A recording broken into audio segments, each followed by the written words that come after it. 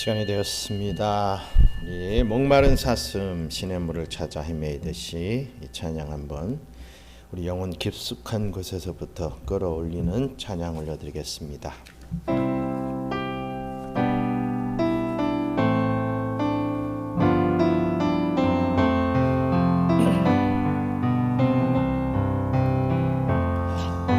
목마른 사슴 시냇물을 찾아 헤매이듯이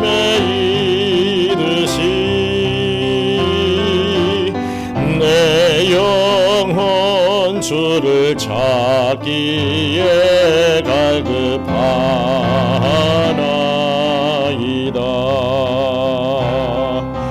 주님만이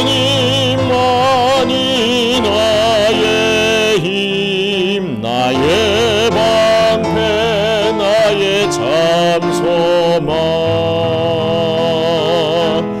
나의 몸 정성 다 바쳐서 주님 경배합니다.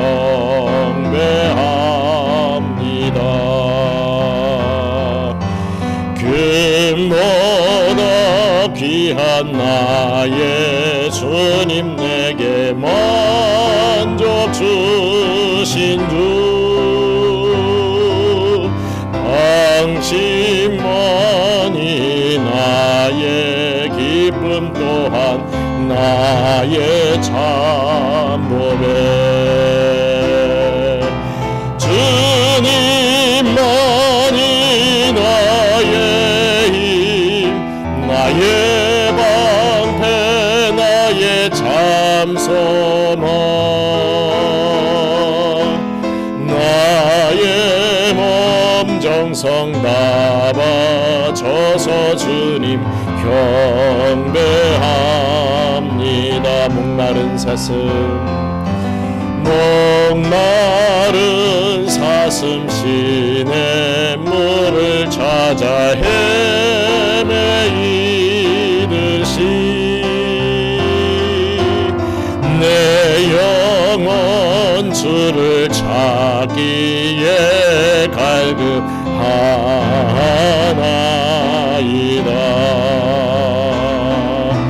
주님만이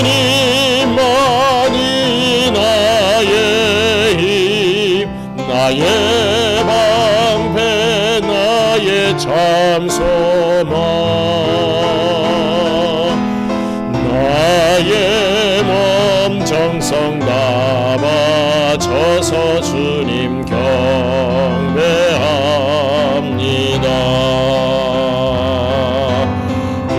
금보다 귀한 나의 주님, 내게 만족 주신 주, 당신만이 나의 기쁨 또한 나의 참보배. 주님만이 나의 힘, 나의 방패, 나의 참소망, 나의 몸 정성 다 바쳐서 주님 경배합니다.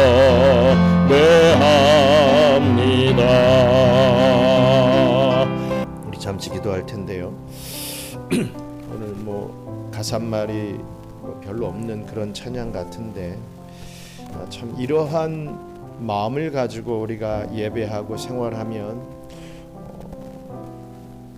모든 것이 다 해결되지 않겠는가라고 하는 그런 생각을 하게 됩니다. 정말 너무나도 목말라서 시냇물을 찾아 헤매이듯이 내 영혼에 갈급함이 있고 어찌든지 하나님의 말씀을 먹으려고 하고 주님 앞으로 나아가려고 하는 그러한 모습으로 살아갈 때 우리에게 어떤 문제나 어떤 근심이나 걱정들은 있을 수가 없죠. 우리 주님께서 채워주시는, 우리 주님께서 마시게 해주시는 그 생수를 마시고 먹고 회복되고 더 기쁨으로 살아갈 수 있다라고 하는 것 우리가 다시 한번 깨닫게 됩니다. 이 시간에 주님, 제가 이 목마른 사슴이 될 수 있게 도와주세요. 그냥 세상의 것만 마시면서 좋아하고 헤헤거리는 우리가 아니라 주님이 주시는 그 생수를 마시기 위하여 갈급함을 가지고 앞으로 나아가는 예배의 삶을 살게 해주세요. 우리 함께 기도하겠습니다. 감사합니다. 하나님, 우리에게 갈급함이 있습니까? 우리에게 정말로 말씀에 대한 갈망이 있습니까? 아버지 하나님, 이 예배에 대한 기쁨이 있습니까? 우리 자신을 되돌아보게 하여 주시고 정말 목마른 사슴이 되어 주님의 말씀을 찾아 헤매이고 또 우리 주님께서 마시게 하시는 그 말씀의 생수를 먹으며 기뻐할 수 있는 저희들 되게 하여 주시옵소서. 세상의 근심과 걱정들이, 염려와 두려움들이 저희들을 자꾸만 엄습합니다. 그것에 시선을 빼앗기지 않게 하시고 오직 주님의 생수만을 바라보며 나아가는 저희들 될 수 있도록 도와주세요. 은혜를 베풀어 주시옵소서. 위로를 더하여 주시옵소서. 우리 한번 다시 고백합니다. 목마른 사슴, 목마른 사슴 시냇물을 찾아 헤매이듯이 내 영혼 주를 찾기에 갈급하나이다.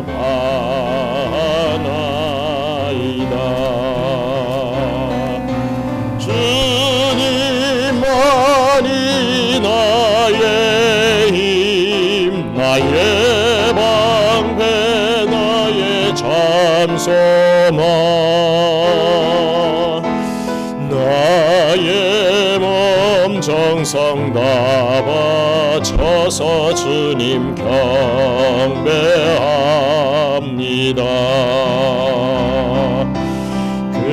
금보다 귀한 나의 주님, 내게 먼저 주신 주,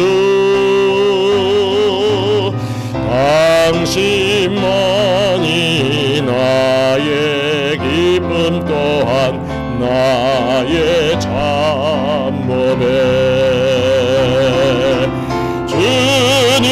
주님만이 나의 힘, 나의 방패, 나의 참소망,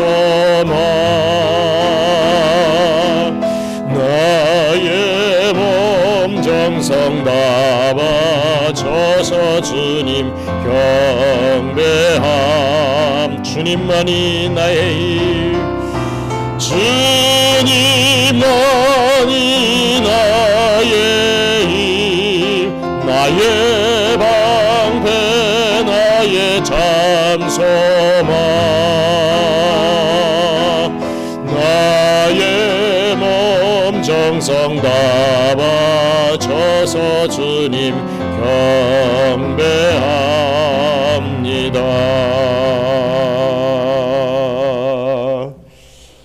사도신경으로 신앙 고백하겠습니다. 전능하사 천지를 만드신 하나님 아버지를 내가 믿사오며 그 외아들 우리 주 예수 그리스도를 믿사오니 이는 성령으로 잉태하사 동정녀 마리아에게 나시고 본디오 빌라도에게 고난을 받으사 십자가에 못 박혀 죽으시고 장사한 지 사흘 만에 죽은 자 가운데서 다시 살아나시며 하늘에 오르사 전능하신 하나님 우편에 앉아 계시다가 저리로서 산 자와 죽은 자를 심판하러 오시리라.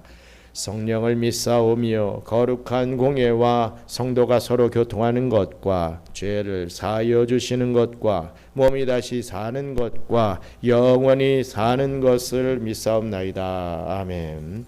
기도하겠습니다. 전능하신 하나님 아버지, 그 크신 은혜와 사랑에 감사합니다.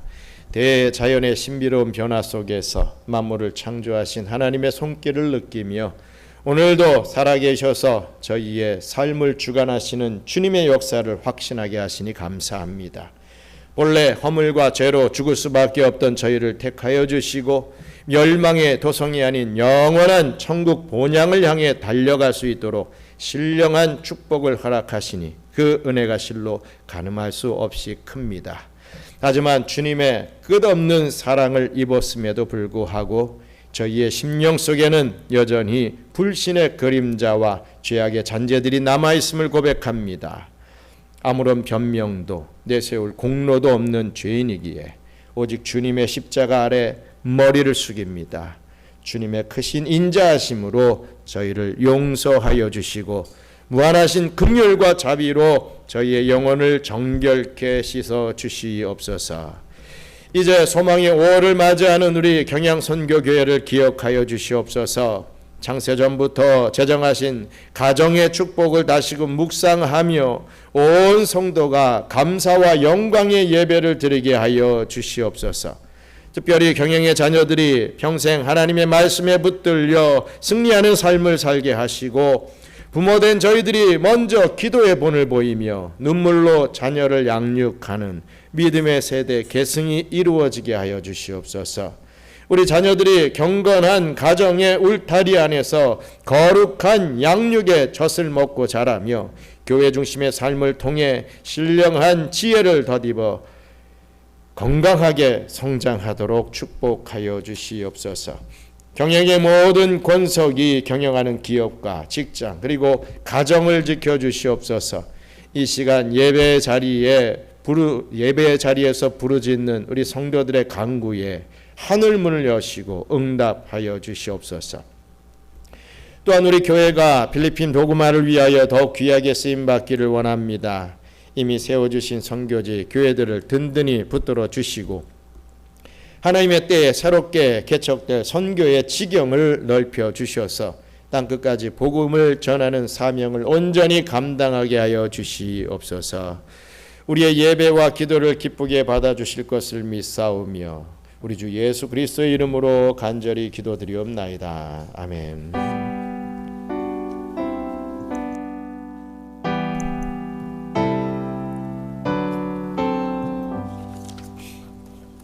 하나님의 말씀 보겠습니다. 요한복음 4장 23절로 24절 말씀입니다. 요한복음 4장 23절로 24절 말씀 한 목소리로 함께 읽겠습니다. 아버지께 참되게 예배하는 자들은 영과 진리로 예배할 때가 오나니 곧 이때라. 아버지께서는 자기에게 이렇게 예배하는 자들을 찾으시느니라. 하나님은 영이시니 예배하는 자가 영과 진리로 예배할지니라. 아멘. 오늘 설교 말씀의 제목은 기쁨의 향연 예배입니다. 예배 자체가 기쁨이 되어야 된다. 기쁨의 잔치다 라고 하는 의미죠. 그렇습니다. 여러분, 오늘 우리는 이 기쁨이라고 하는 단어를 가슴에 품고 이 자리에 모였습니다. 혹 그렇지 않다 할지라도 기쁨이라는 단어를 마음에 품고 예배 자리에 모여야 할 것입니다. 세상 사람들은요, 저마다 기쁨을 찾아서 분주하게 움직이죠. 누군가는 자기의 통장 잔고 이런 게 늘어날 때 기뻐합니다. 또 누군가는 사회적 성공을 거두고 잘 되었을 때 환호하죠. 그러나 그 기쁨은 마치 아침 안개와 같아서 해가 뜨면 곧 사라져 버립니다. 어제의 기쁨이 오늘은 아무것도 아닌 게 돼버릴 수 있다는 것입니다. 우리 안에는 세상의 그 무엇으로도 채울 수 없는 참으로 깊고 거대한 공백이 존재하기 때문에 세상의 것으로는 우리가 채울 수가 없는 거죠. 오늘 본문인 요한복음 4장에는 우리와 똑 닮은 한 여인이 등장하고 있습니다. 그녀는 누구입니까? 바로 사마리아 수가성이라고 하는 마을에 소외된 한 여인이었습니다. 그녀는 내면에 타는 듯한 목마름을 채우기 위해서 노력을 많이 했던 여자죠. 그래서 5명의 남편을 거치게 됩니다. 그리고 지금도 또 다른 남자와 살고 있는 여자라고 성경을 소개하고 있습니다. 그녀가 그토록 갈구했던 것은 단순한 육체적 쾌락이 아니었을 것입니다. 그것은 영혼의 공허함을 채우기 위한 몸부림이었다라고 할 수 있을 것입니다. 이 남자를 만나면 해소가 될 것인가? 저 사람은 나를 채워줄 수 있을 것이야. 이런 어떠한 자기의 공허함을 채우기 위한 몸부림이었다는 것입니다. 하지만 그 어떤 인간관계에도 그 어떤 세상의 조건도 그녀의 목마름을 해결해 주지 못했습니다. 그때 우리 예수님께서 그 여자를 찾아가셨습니다. 그리고 놀라운 말씀을 하시죠. 그러면서 목마름의 해결책을 제시하는데 그게 바로 예배였던 것입니다. 이 여인은 처음에 예배의 장소를 물었습니다.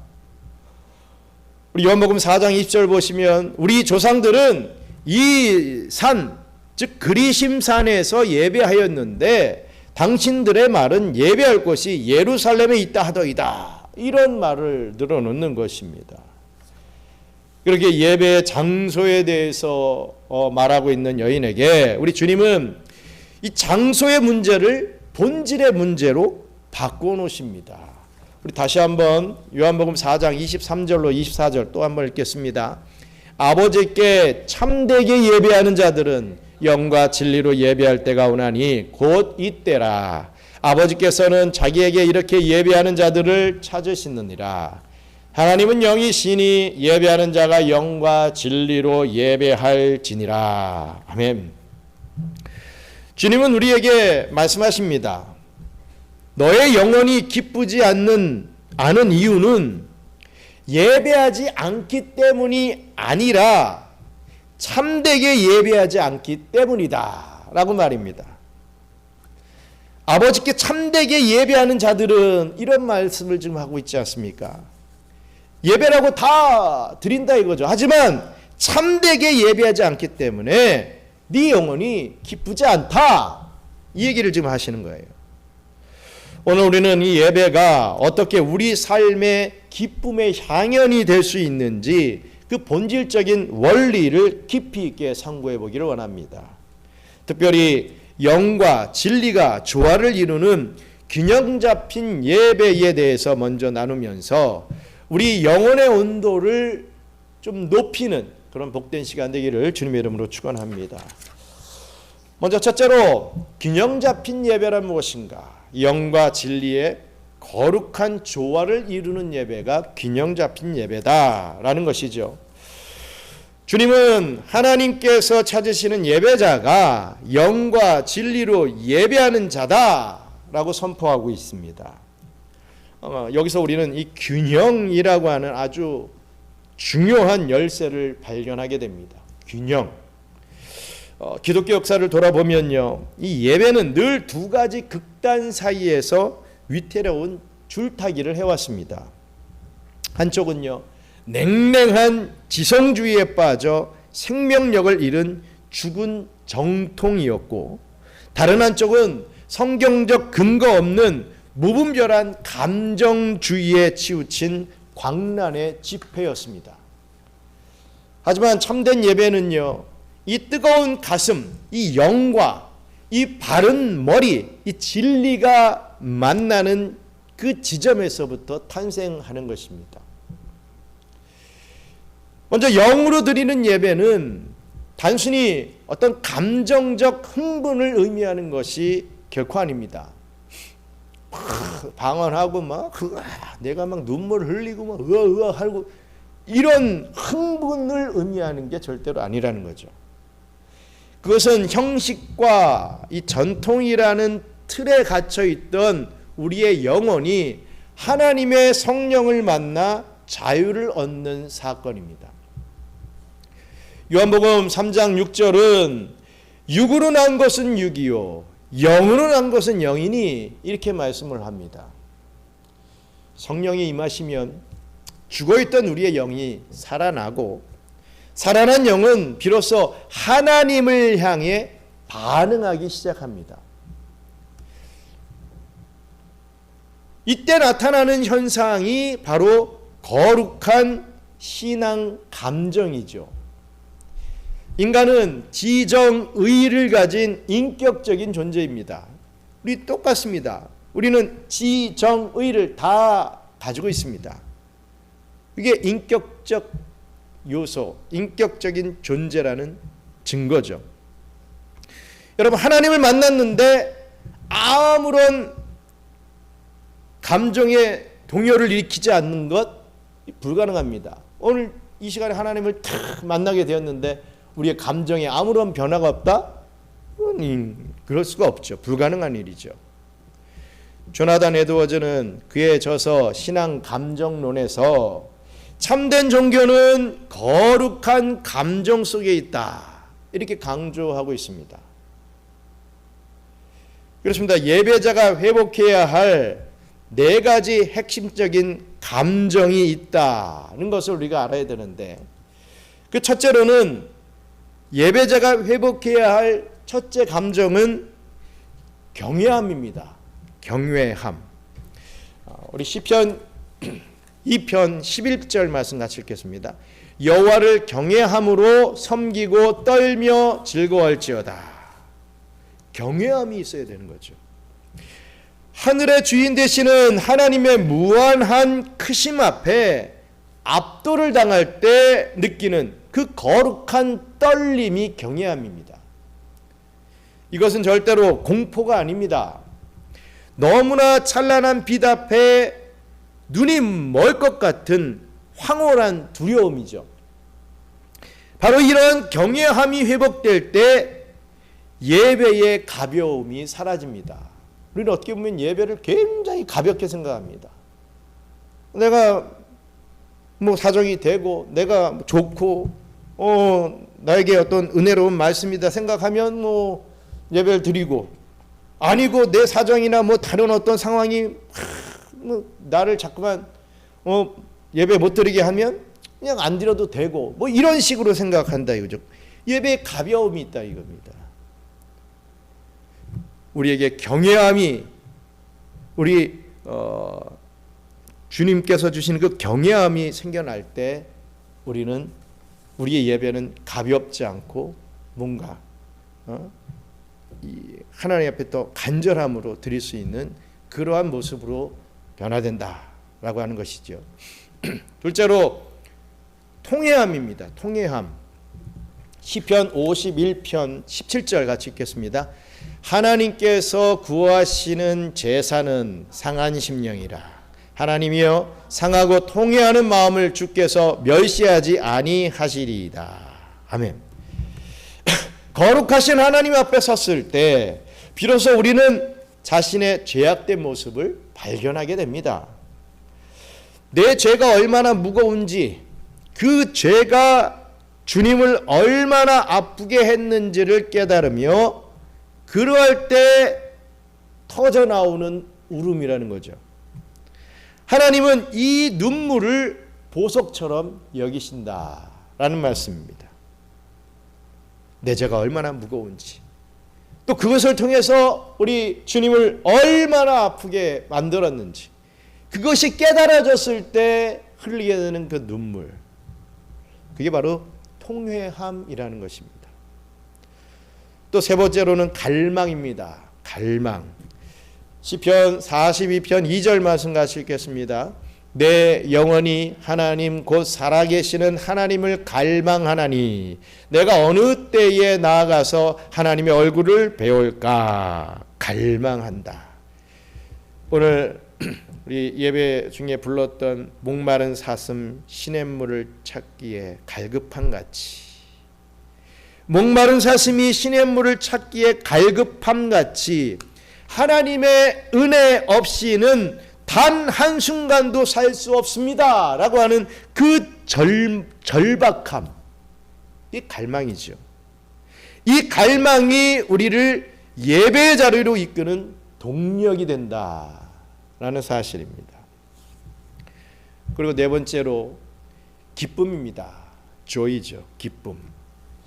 시편 100편 2절 말씀 같이 읽겠습니다. 기쁨으로 여호와를 섬기며 노래하면서 그의 앞에 나아갈지어다. 아멘. 죄사함의 확신, 구원의 감격, 그리고 내 미래를 책임지시는 하나님의 신실하심을 신뢰할 때 터져 나오는 게 있는데 그게 바로 웃음입니다. 예배는 결국 이 기쁨으로 완성되는 축제의 자리라는 것이죠. 과거 대각성 운동 당시 사람들은 이 영적인 감동에 압도되어서 몸을 막 떨기도 하고 하염없이 눈물을 흘리기도 하는 그러한 모습들을 보였습니다. 근데 비판자들은 이를 보고서 무질서하다 이렇게 비난했지만 조나단 에드워즈는 진리에 의해 정당화된 열기라고 한다면 더 큰 감명을 받는 것이 마땅하다 이렇게 변론을 했습니다. 우리의 예배에는 바로 이런 영적인 생명력이 살아 있어야 된다.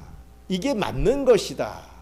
냉랭하게 드리는 게 아니라 졸면서 드리는 게 아니라 예배를 드릴 때에 이러한 열기가 느껴지고 감동이 살아나야 된다라는 것을 얘기를 하고 있죠. 그러나 오해하지 말아야 될 것은 뜨거운 감정만으로는 부족합니다.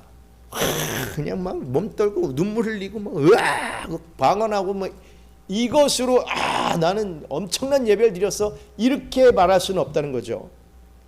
열정만 있고 지식이 없는 예배는 제일 위험한 것입니다. 영으로 드리는 예배가 예배의 열기라고 한다면 진리로 드리는 예배는 그 열기를 담아내는 화로이자 연료가 됩니다.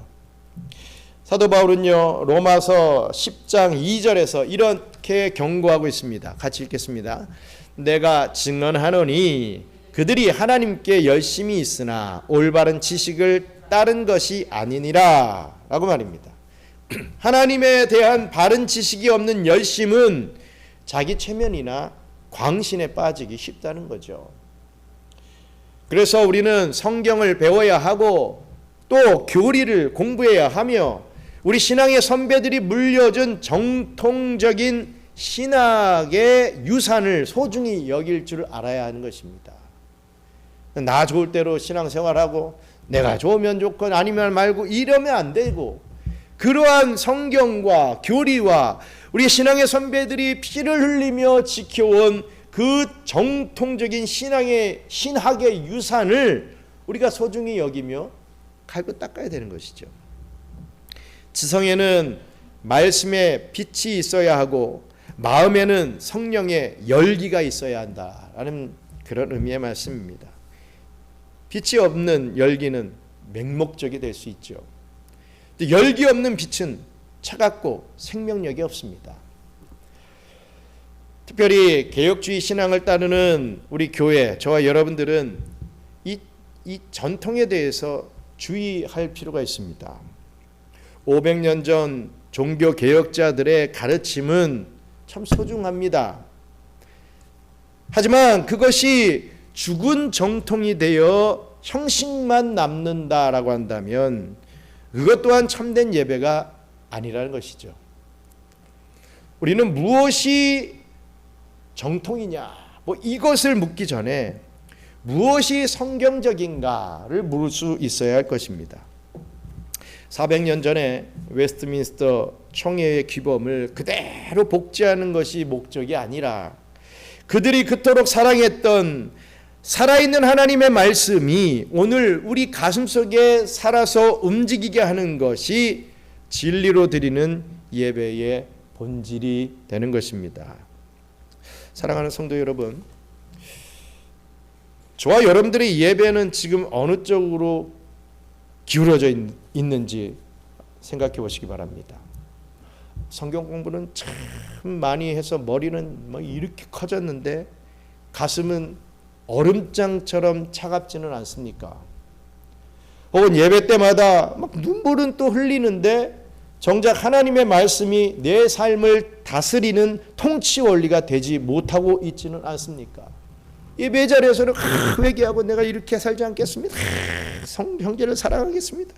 주님의 말씀을 지키며 살아가겠습니다. 라고 막 눈물을 흘리면서 하지만 삶에 돌아와서는 그것이 온데간데 없어지고 하나님의 말씀이 나를 통치하고 다스리는 게 아니라 그냥 내 자아가 주변의 환경이 나를 붙잡고 늘어지고 있지는 않은지 생각해 봐야 됩니다. 영과 진리의 균형은 마치 비행기의 양 날개와 같습니다. 어느 한편만 비대해져서는 결코 하나님께로 날아오를 수가 없는 것이죠. 균형이 맞춰져야 바른 참된 예배를 드릴 수 있게 된다는 사실입니다. 하나님의 깊은 진리를 깨닫는 지성이 활짝 열리고 그 진리에 반응하여 가슴이 좀 뜨겁게 타오르는 그런 예배, 그것이 바로 하나님이 찾으시는 참된 예배이자 우리 영혼이 진정한 기쁨을 맛보는 시작점이 된다는 사실을 잊지 마시고 우리가 이 영과 진리의 균형을 맞춰지는, 그래서 하나님 앞에 참된 예배를 드릴 수 있는 그런 예배자가 되기를 간절히 소망합니다. 끝으로 기쁨의 예배는 무엇이냐? 하나님을 즐거워하는 영혼의 축제이다 라는 것입니다. 예배의 회복은 곧 기쁨의 회복입니다. 예배를 드렸는데 기쁨이 없다? 그건 진정한 예배를 드린 게 아니지요.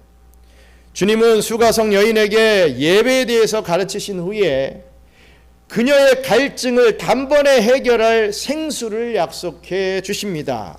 요한복음 4장 14절 함께 있습니다. 내가 주는 물을 마시는 자는 영원히 목마르지 아니하리니 내가 주는 물은 그 속에서 영생하도록 솟아나는 샘물이 되리라. 아멘. 이 생수는 성령의 임재이자 동시에 하나님으로부터 오는 근원적인 만족과 또 기쁨을 의미합니다. 그런데 많은 사람들이 오해를 하는 부분이 또 이 부분이죠. 사람들이 이렇게 얘기합니다. 예배는 하나님 앞에 영광 올려드리는 것이지 내가 기쁘려고 드리는 것인가? 그건 아니지 않겠느냐. 저도 설교할 때나 그렇게 종종 얘기를 합니다. 예배는 하나님 앞에 영광 올려드리는 것이지 내 힐링, 내가 기쁘고 내가 만족하려고 드리는 것은 진정한 예배가 아니다. 이렇게까지 얘기한 적이 있죠. 근데 이런 말에 오해가 있어서는 안 될 것입니다. 성경은 하나님께 영광 올려드리는 일과 우리가 기뻐해야 하는 일이 결코 분리되지 않는다. 세퍼레이트 되지 않는다. 이렇게 가르칩니다. 예배의 1차적인 목적은요, 하나님께 영광입니다. 당연한 것이죠. 하나님께 영광 올려드리는 것이 차선으로다가 밀린다? 이건 진정한 예배가 될 수 없는 것입니다. 제일 중요한 1차적인 목적은 하나님께 영광입니다. 하지만 그 영광의 빛이 우리에게 비춰질 때 우리 안에는 반드시 행복이라고 하는 반응이 일어나게 돼 있다 이거죠. 하나님 앞에 영광 올려드리는데 나는 기분 나쁘고 막 화가 나고 막 분노가 치밀고 이러면 안 된다는 거죠. 그 영광의 빛이 우리에게 비춰질 때 우리 안에 반드시 행복이 나타나게 돼 있다. 칼빈은 최고의 선과 행복을 추구하는 자는 하나님 외에 다른 것을 추구해서는 안 된다라고 했습니다. 즉 하나님만을 온전히 예배할 때 인간은 비로소 진정한 행복에 도달할 수 있다라고 하는 말씀입니다. 우리가 예배에서 기쁨을 억제하게 된 데에는 몇 가지 잘못된 철학적 배경이 있습니다. 예배를 기쁨으로 드려야 되는데 그런 예배는 뭔가 가볍고 뭔가 진정한 예배 같지 않다 이렇게 생각하게 된 잘못된 철학적 배경이 있다는 거죠. 그 처음이 스토아 철학의 금욕주의 때문에 그렇습니다. 기쁨을 가볍고 천한 것으로 여겨서 이 고행과 절제만을 가치 있게 보았던 이 스토아 철학의 금욕주의가 예배를 드리면 막 기뻐해야 되는데 그러지 못하게끔 막는 그런 역할을 했습니다. 또 우리나라 같은 경우는 유교적 엄숙주의가 그렇습니다. 윗사람을 섬길 때 자신의 감정을 죽이는 것이 예의라고 가르쳐 왔기 때문에 그렇습니다. 어디 어른 앞에서 우리가 막 기뻐하고 좋은 표정하고 이건 아니라는 거죠. 어디 하나님 앞에서 막 얼굴을 막 웃고 막 이거는 아니다, 이런 식의 가르침이 있었다는 것입니다. 또 칸트의 의무론이 그렇습니다. 이익을 바라는 행위는 도덕적 가치를 훼손한다 라고 하는 이 명제 아래서 이러한 생각이 예배에 들어와서 하나님께 무언가 이 기쁨이나 은혜를 바라는 것을 뭔가 모르게 좀 불순하게 여기게 된 것이죠. 하나님 앞에 영광 올려드리는 것이지 내가 기쁨이나 어떤 은혜를 내가 이거 바라면서 예배 드리나? 이걸 좀 불순하게 생각해 왔다는 것입니다.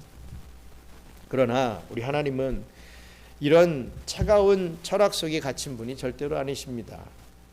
하나님은 인격적이신 분이시죠. 예배라고 하는 것은요, 일방적인 희생제사가 아니라 하나님과 우리 사이에 거룩한 상호작용입니다. 우리가 찬양을 올려드리면 하나님은 기쁨을 내려주십니다. 우리가 마음을 드리면 하나님은 우리에게 평안을 주시죠. 이것이 예배의 대화 원리가 되는 것입니다. 하나님은 다 받아만 가시고 헌금도 받아가시고 우리의 기도도 그냥 받아가시고 우리의 찬양도 그냥 받기만 좋아하시고 우리에게는 아무것도 안 주시는 하나님이야. 절대로 그렇지 않다는 것입니다. 또 예배를 의무로만 드리는 것은 하나님을 모욕하는 일이 될 수 있다라는 사실입니다. 예를 들어서요, 아내에게 생일에 꽃을 선물을 하면서 당신이 이거 내가 안 사주면 당신이 화를 낼까봐 이거 샀어. 꽃을 딱 주면서 당신이 화낼까봐 이거 샀어. 받아줘. 이렇게 말하면 어떤 기분이 들겠습니까? 그것이 아내에게 기쁨이 되겠습니까? 화낼까봐 두려워서 무서워서 이거 샀어. 이러면 기쁨이 되겠습니까? 그것은 선물이라기보다는 벌금에 가까울 것이 될 것입니다. 여러분, 진정한 영광은 당신이 꽃을 좋아하니 당신이 웃는 모습이 내 기쁨이야 라고 말할 때 나타나는 것입니다.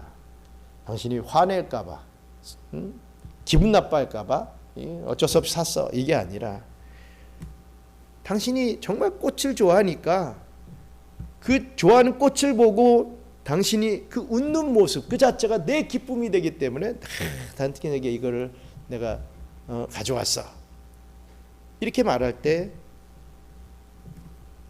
진정한 선물이 되고 기쁨이 있다 이거죠. 마찬가지로 하나님은 우리가 억지로 앉아 있는 것을, 예배자의 자리에 앉아 있는 것을 원하지 않습니다. 시편 32편 11절 말씀 같이 읽겠습니다. 너희 의인들아 여호와를 기뻐하며 즐거워할지어다. 마음이 정직한 너희들아 다 즐거이 외칠지어다. 아멘. 하나님이 가장 영광 받으시는 순간은요, 우리가 그분 안에서 가장 큰 만족을 누릴 때입니다. 예배는 주일이기 때문에 지켜야 하는 체크리스트가 아니라 사랑하는 이와의 데이트 같은 것이 되어야 된다는 거죠. 정말 사랑하는 여인이 데이트를 기다리지 않습니까? 근데 사랑이 식으면 저 사람 또 만나야 돼. 저 만나면 또 내가 밥을 사야 돼, 차를 사야 돼. 이런 생각들 이게 막 들어오면 그 데이트는 진정한 데이트가 될 수가 없죠. 내가 밥을 사든 차를 사든 내가 무엇을 하든 이 여인을, 이 남자를 만나는 그것만으로도 기쁠 수 있을 때 이게 진정한 사랑하는 이와의 데이트가 되지 않겠습니까? 우리 예배가 그래야 된다는 거죠. 예배 생각만 하면 기쁨이 있고 기대가 되고 하나님 앞에 나오는 그 자체만을 감사할 수 있는 그런 모습이 진정한 예배다. 예배가 의무가 돼서는 안 된다 라는 것을 말씀하고 있습니다. 그러면서 존 파이퍼 목사님은요, 예배자가 경험하는 영적 상태를 3단계로 설명해 놓은 이 내용들이 있더라고요. 기쁨으로 나아가는 예배의 3단계라고 합니다. 이 3가지 단계를 들어보시면서 저와 여러분이 지금 어느 단계에 있는지 한번 점검해 보시기 바랍니다. 먼저 1단계는 영혼의 광야 단계입니다. 갈망의 시작이다라고 할 수 있습니다. 마음이 메말라 있고 또 아무런 감흥이 없습니다. 죄책감이나 삶의 무게에 짓눌려 있습니다. 그러나 그런 단계라고 해서 결코 낙심하지 말아야 합니다. 내가 왜 이렇게 메말라 있을까? 라고 탄식하는 것 그 자체가 이미 하나님의 아름다움을 갈망하고 있다라고 하는 증거가 되기 때문이죠. 그러한 마음조차 없다라고 한다면 그건 정말 문제지만 내가 왜 이렇게 메말랐지? 나 이러지 않았는데 왜 지금 이렇지? 막 자꾸만 그런 몸부림을 하는 그 자체가 하나님을 갈망하고 있는 증거다라는 사실입니다. 그 갈증을 가지고 주님 발치에 엎드리는 것이 예배의 출발점이 된다라는 것입니다. 2번째 단계는 산중턱의 단계입니다. 이제는 거룩함을 추구하는 그 정도 수준이죠. 완전한 충만함은 아니지만 하나님의 은혜를 맛보기 시작하는 단계입니다. 말씀이 막 들리기 시작하고 찬양의 가사가 내 고백이 됩니다. 하나님을 더 알고 싶다라고 하는 거룩한 욕구가 이 내면을 채우기 시작하는 단계가 바로 산중턱의 단계다 이것입니다. 또 끝으로 3번째 단계는 이제 최종 단계죠. 거칠 것 없는 기쁨의 단계입니다. 하나님의 완전하심 때문에 모든 근심이 사라지는 단계가 바로 이 단계입니다. 감사와 경의 그리고 탐복이 막 터져 나오는 단계입니다. 환경이나 상황은 전혀 변하지 않으나 하나님 한 분만으로 충분하다는 고백이 막 우리의 입술을 통해서 나온다 이거죠. 이때 우리 예배는 기쁨의 향연이 될 수 있다라는 사실입니다. 사랑하는 경영선교교회 성도 여러분, 말씀을 맺기를 원합니다. C.S. 루이스는 현대 그리스도인들의 비극을 이렇게 비유를 했습니다. 마치 멋진 해변으로 휴가를 가자는 그 제안을 이해하지 못해서 빈민가 구석에서 진흙 파이를 만들며 노는 것에 만족하는 어린아이와 같다. 이런 말을 했습니다. 무슨 말입니까? 우린 너무 사소한 것에 만족하며 산다는 거죠. 세상에 주는 잠깐의 쾌락, 적당한 안락함, 예배당에 그냥 출석했다라고 하는 그 안도감이라는 그 진흙 파이를 쥐고 그것이 전부인 양 살아간다는 것입니다. 그러나 하나님은 오늘 우리를 영광의 해변으로까지 초대하시는 분이십니다. 오늘 본문 말씀에서 수가성 여인은 예수님을 만난 후에 어떤 삶으로 나아가게 됩니까? 자신이 그토록 소중히 여겼던 물동이를 버려두고 마을로 뛰어가서 예수님을 증거하는 삶을 살아가죠. 그녀의 내면에 세상 그 무엇과도 비교할 수 없는 기쁨의 생수가 터졌기 때문에 그러한 모습을 보여주었던 것입니다. 그렇습니다. 참된 예배는요, 우리를 변화시킵니다. 이 성령의 임재 속에서 우리의 감정이 살아나고 진리, 이 말씀의 빛 안에서 우리의 지성이 견고해질 때 우리는 비로소 하나님을 영원롭게 하며 동시에 우리 영혼의 진정한 행복을 찾게 됩니다. 여러분, 이번 한 주간 시작되고 또 3일이 지나가고 있습니다. 앞으로 우리 주일이 오기 전까지 우리 기도하기를 원합니다. 주님, 내게 예배의 기쁨을 회복시켜 주시옵소서. 의무로 드리는 예배가 아니라 주님의 탁월하심 앞에 압도당하는 기쁨의 향연이 되게 하여 주시옵소서라고 기도하시길 바랍니다. 여러분이 하나님을 온전히 기뻐할 때 우리 하나님은 가장 큰 영광을 받으십니다. 이 거룩한 순환이 저와 여러분들의 삶과 우리 교회 안에 가득하기를 정말 이제 주님의 이름으로 축원합니다. 우리 시편 16편 11절 말씀만 읽고 마치겠습니다. 주께서 생명의 길을 내게 보이시리니 주의 앞에는 충만한 기쁨이 있고 주의 오른쪽에는 영원한 즐거움이 있나이다. 저와 여러분들에게 참된 예배를 통한 정말 큰 기쁨이, 그 기쁨의 잔치가 계속해서 벌어지는, 일어나게 되는 그런 은혜가 있기를 주님의 이름으로 축원합니다. 우리 잠시 기도하겠습니다. 우리의 예배의 모습들을 되돌아보면서 과연 나는 무슨 예배를 드리고 있는가? 정말 영과 진리로 예배를 드리는가? 치우치진 않았는가? 아니 뭐 이것도 저것도 아니고 뭐 그냥 의무감에만 꾸역꾸역 예배 드리다가 혹 지쳐 있지는 않는가? 주님이 주시는 그 은혜를, 갈증을 채우는, 그 은혜로서 갈증을 채울 수 있는 우리의 심령 될 수 있게 해달라고, 예배를 사모하는, 말씀을 사모하는 영이 우리의 마음속에 일어날 수 있게 해달라고 함께 기도하겠습니다.